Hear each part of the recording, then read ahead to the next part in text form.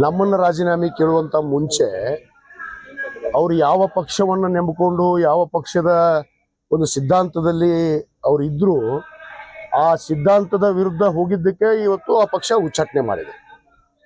ಉಚ್ಚಾಟನೆ ಮಾಡಿದ್ದು ಅವ್ರನ್ನ, ನಮ್ಮನ್ನಲ್ಲ. ನಮ್ಮ ಪಕ್ಷ ನಮಗೆ ರಾಜೀನಾಮೆ ಕೇಳುವಂಥದ್ದು ಅವ್ರಿಗೆ ಯಾವ ರೀತಿ ನೈತಿಕ ಮಟ್ಟ ಇದೆಯೋ ಗೊತ್ತಿಲ್ಲ.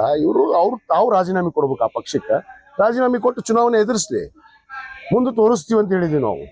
ಅಶ್ಲೀಲವಾಗಿ ಮಾತಾಡುವಂಥದ್ದು ಅವರು ಸ್ವಾಭಾವಿಕ ಗುಣ ಅನ್ನೋಕೇನೋ ಅವ್ರ ಸಂಸ್ಕಾರನೇ ಅದೈತಿ. ಅವ್ರ ಸಂಸ್ಕಾರನೇ ಅದು. ಏನು ಕಲ್ತಿಲ್ಲ, ಜೀವನದಲ್ಲಿ ಕಲಿಯೋಕ್ಕೂ ಸಾಧ್ಯ ಇಲ್ಲ.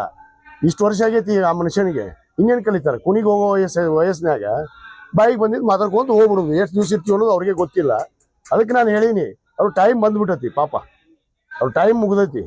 ಯಾಕಂದ್ರೆ ರಾಜಕೀಯ ಜೀವನದ ಒಂದು ಟೈಮೇ ಮುಗಿದಂತೆ ಕಾಣ್ತಾ ಇದೆ.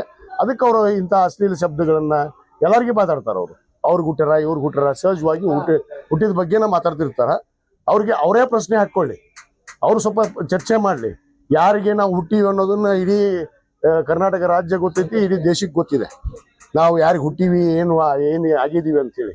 ಇವತ್ತು ಅವ್ರು ಏನಾಗಿದಾರ, ಅವ್ರ ಮನೇಲಿ ಯಾರು ಹುಟ್ಟಿದ್ರು, ಇವ್ರು ಯಾರಿಗೆ ಹುಟ್ಟಾರ ಅನ್ನೋದು ಅವರೇ ಪ್ರಶ್ನೆ ಮಾಡ್ಕೊಳ್ಳಿ. ನಾನು ಅದನ್ನ ಹೇಳಕ್ ಹೋಗೋದಿಲ್ಲ.